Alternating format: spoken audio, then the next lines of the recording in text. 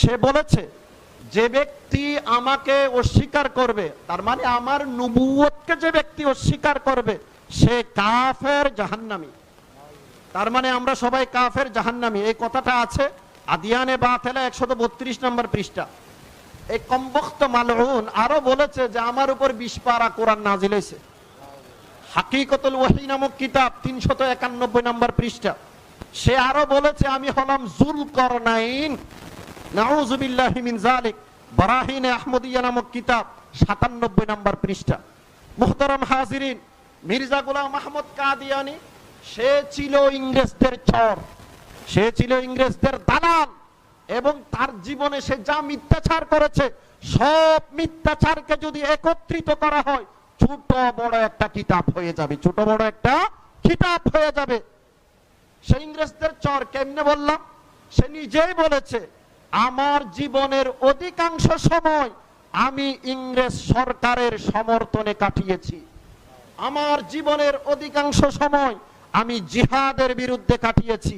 ইংরেজ সরকারের সমর্থনে এবং জিহাদের বিরোধিতা করে যেই সমস্ত বই পুস্তক এবং লিফলেটগুলো আমি রচনা করেছি, ছেপে আমি মানুষের কাছে বিতরণ করেছি, সবগুলোকে একত্রিত করলে 50টি আলমারি ভরে যেতে পারে।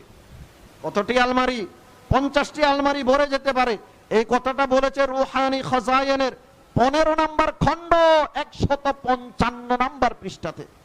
শুধু তাই নয়, সে বলেছে ইংরেজ সরকারের সমর্থনে আমি যা লিফলেট তৈরি করেছি, যা বই লিখেছি তার সংখ্যা 50,000-এর চেয়ে বেশি।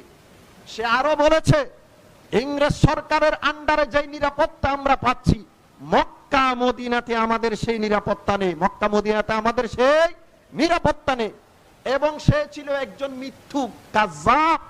সে বলেছে আমার কাছে ওহী এসেছে যে আমার মৃত্যু হবে মক্কা বা মদিনাতে, তার জীবদ্দশায় সে মক্কা মদিনা চোখেও দেখেনি, মরা তো দূরের কথা।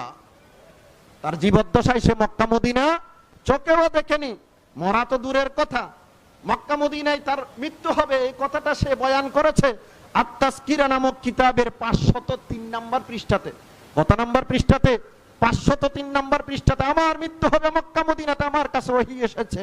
ওহীটা তো যদি আল্লাহ পাঠাইতো তোর মৃত্যু মক্কা বা মদিনাতে হতো, কিন্তু ওহীটা পাঠাইছে তোর কাছে শয়তানে, সেজন্য তোর মৃত্যু হয়েছে লাহোরে, না মক্কাতে না মদিনাতে। কথা ঠিক কিনা? মুহতারাম হাজির।